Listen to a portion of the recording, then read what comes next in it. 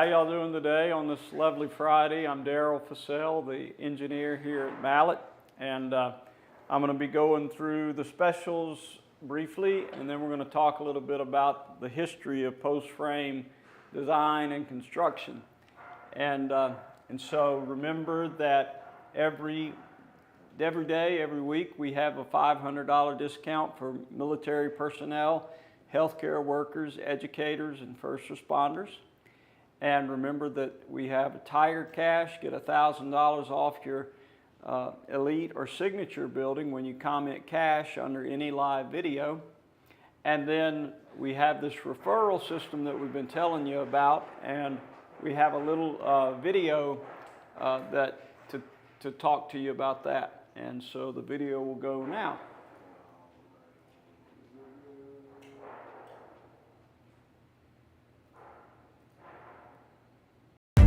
At Mallett Buildings, we've been proudly serving our community for over 25 years. When it comes to building structures that last, experience matters. You've probably seen some companies offering long warranties, 10 years or more. But here's something important to consider. Can a company without a long track record truly back that up? It's easy to make promises, but what really counts is the ability. Love your Mallett building? Now it pays to share the love. Refer a friend who buys, and we'll send you $200, just like that. And if you refer 10 buyers, you'll earn a fully paid, all-inclusive family getaway to Calistoga Ranch, fishing, cabins, and a personal meal from Lee Mallett himself. It's not just a thank you, it's a once-in-a-lifetime experience. We grow because of people like you, and we reward like nobody else. Tell a friend, get paid. It's Okay, so that's the referral program that we have. And then one of the specials that we have right now is the Cajun Oasis, which is perfect for a pool house or a man cave. It comes with an air condition, and it's a 20 by 30 by 12 elite building for only $29,999. And it's perfect for backyard retreat, personal gym, workout or studio, office space with climate control. And so the other specials that we have in the Elite series, which is our premium building, is a 30 by 50 by 12 for $43,998, 40 by 50 by 14 for $53,950, and a 40 by 60 by 16 for $61,598. And then we've on our value building, which is the lower building at Mallett, which is better than the higher building everywhere else. You get a 20 by 50 by 12 for $25,499. And so those are our specials. And then another value building we have is for a 30 by 30 by 12 for $19,999. And then the other one is 40 by 50 by 12 for $49,999. And so that's our specials. And, you know, I always speak about the efficiency and the how an economical structure that these Mallett buildings are, and you know that. Those of you who watch these videos and those of you that are shopping around know how much the cost of construction has skyrocketed in these last few years, and that makes the Mallett building a perfect building to look at seriously for your storage structure, because you won't find a more efficient design and a more economical design for your storage structure. So I wanted to spend a little bit of time talking about the history of pole barns and post-frame construction. And of course, when this thing began years and years ago, they called them pole barns. And this is a copy of a photo of Sears and Roebuck had a catalog of barns, and you could order barns for your Holstein cows or whatever. And they would ship you this barn kit, and then you could build it. And there are actually some of these, this is from 1919, so over 100 years ago. So I was kind of amazed to find that you could buy a barn kit for that at that time, that long ago. And then I wanted to read this to you, if you'll bear with me a minute. This is excerpt from the post frame manual. It says, the modern post frame structure can trace its roots to D. Howard Doane, founder of Doane Agricultural Service. In the early 1930s, he erected buildings utilizing embedded red cedar poles. He lived out west. And the poles supported girders, which the beams, and the rafters rested on that.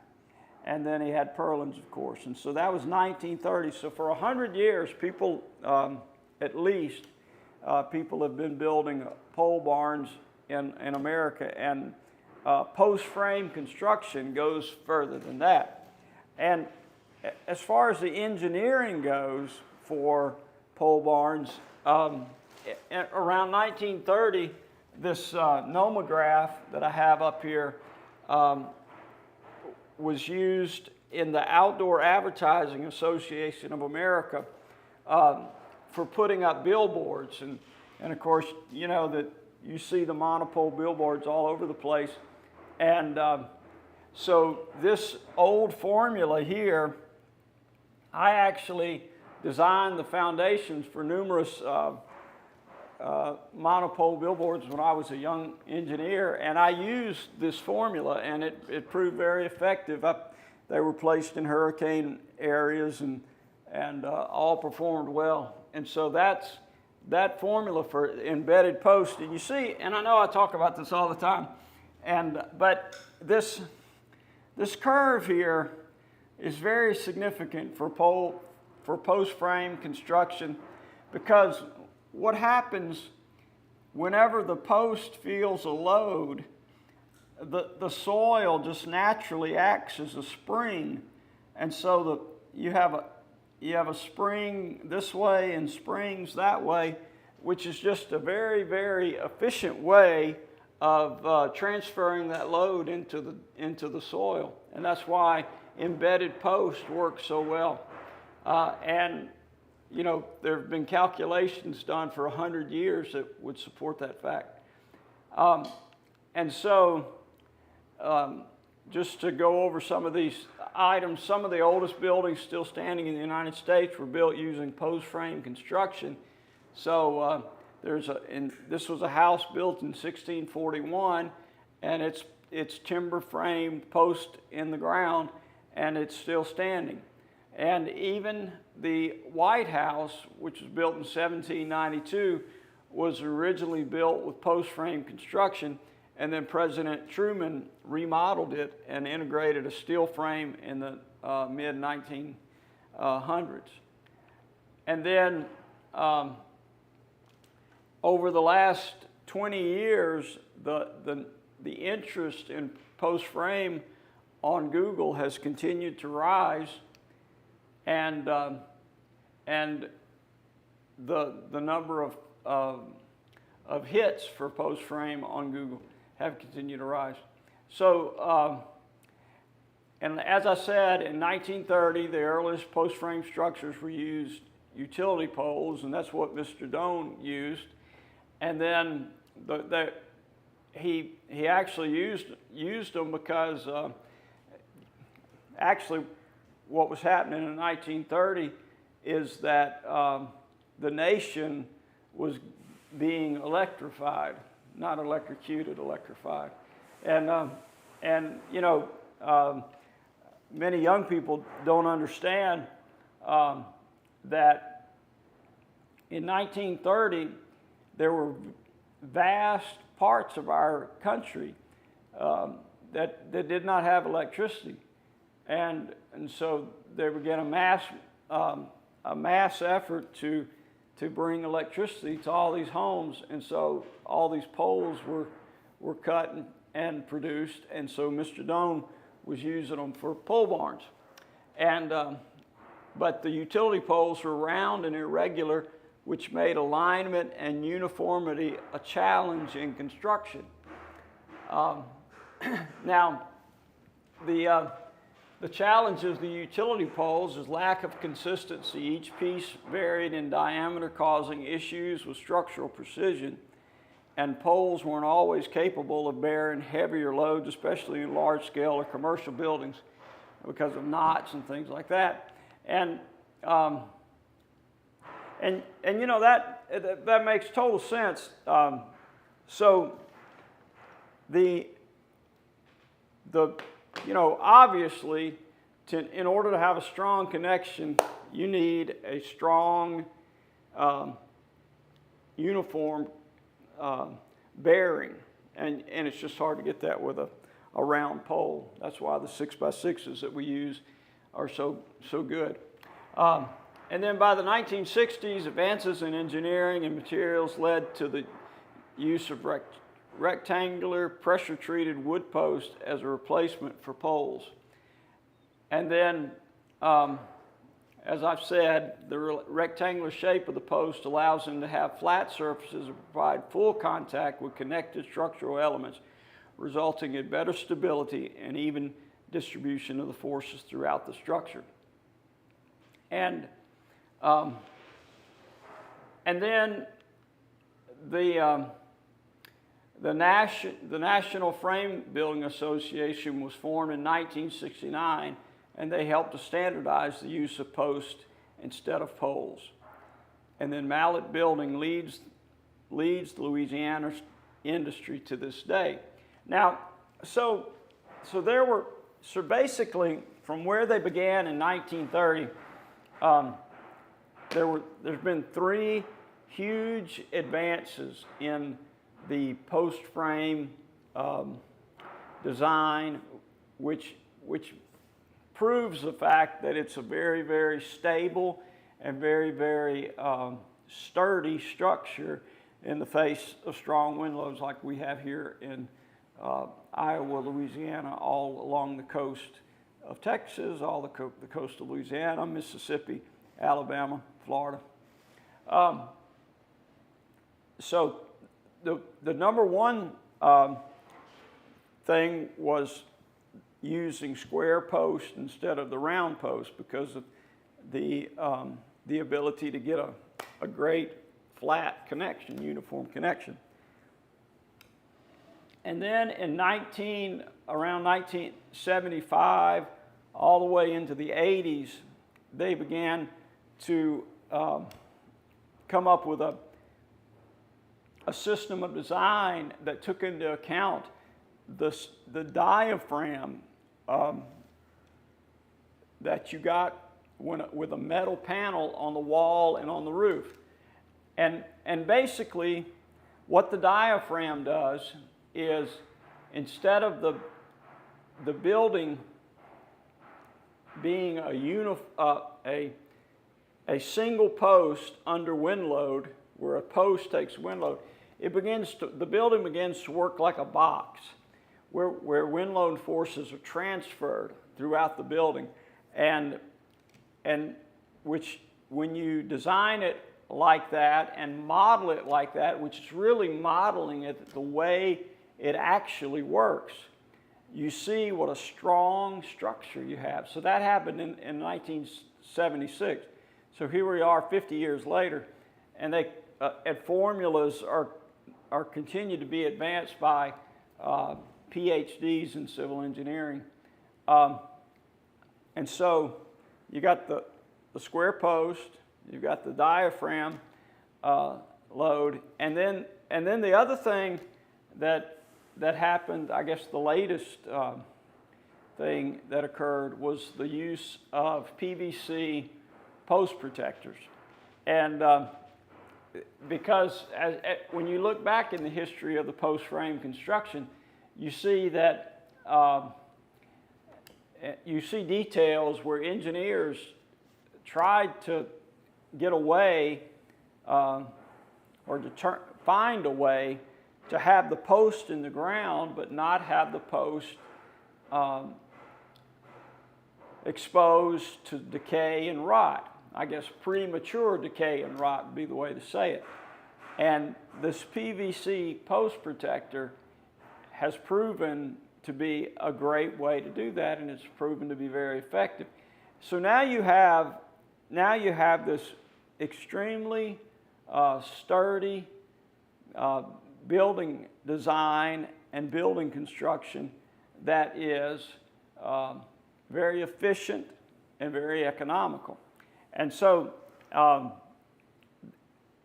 and you have a type of building design that you can look back 100 years, 200 years, and see where it's been used. And so that's why post-frame construction has grown, and Mallett Building is really in our area is at the forefront of the industry. As Mr. Mallett and Trent always tell you, there's just no comparison out there in terms of post-frame construction in our area and in the South, really, with a contractor who provides post-frame buildings. Oh, one other thing, the fourth thing I forgot. The fourth component that led to the advancement of post-frame buildings is prefabricated trusses. And you know, we need to do a video sometime and discuss how we build these trusses.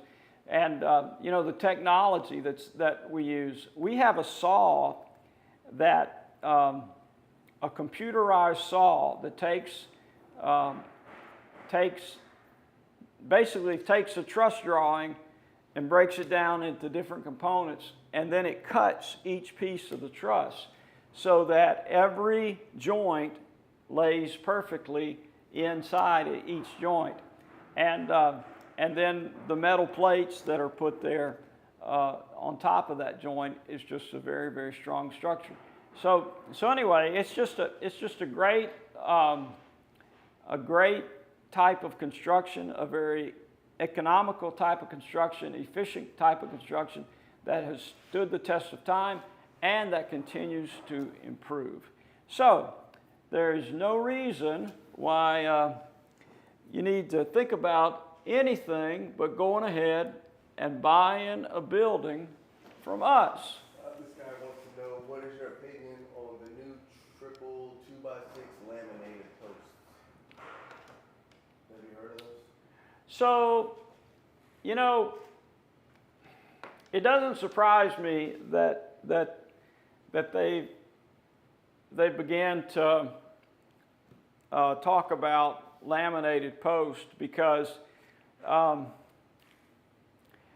you know, we've seen this in where glue lams are used in buildings and in houses, and of course, whether it's you call it a glue lam or an LVL, it's wood glued together, which I believe in it, and I size them, and I know they work, and but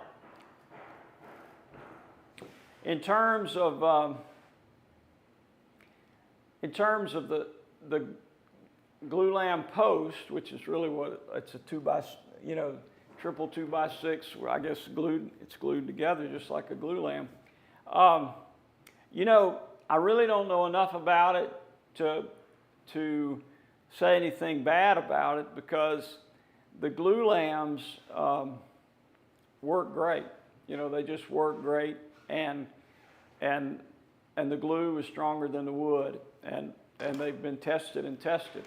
But Mr. Tackett, I sure wouldn't argue with you and say that I would rather a good old 6x6 full post, you know.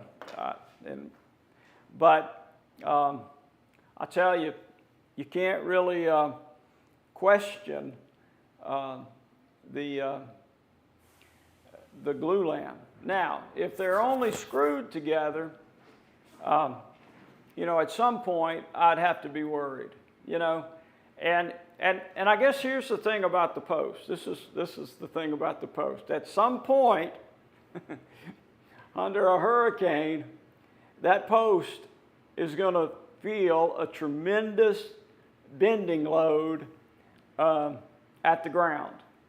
And it's how strong is that post right at that point. And that's when I would begin to worry about triple 2x6 screwed together. And I guess my other thing about it, you know, 6x6 posts are so readily available. Now, there are some posts that are hard to get, and some posts that are very expensive. You know, the 6x8 posts are hard to find sometimes, and the 8x8 posts are hard to find. But 6x6 are readily available and can be used easily up to 18 feet tall eave height. And so anyway, that's what I have to say about that. All right, well, I appreciate your attention. I appreciate your questions and comments, and y'all have a good weekend.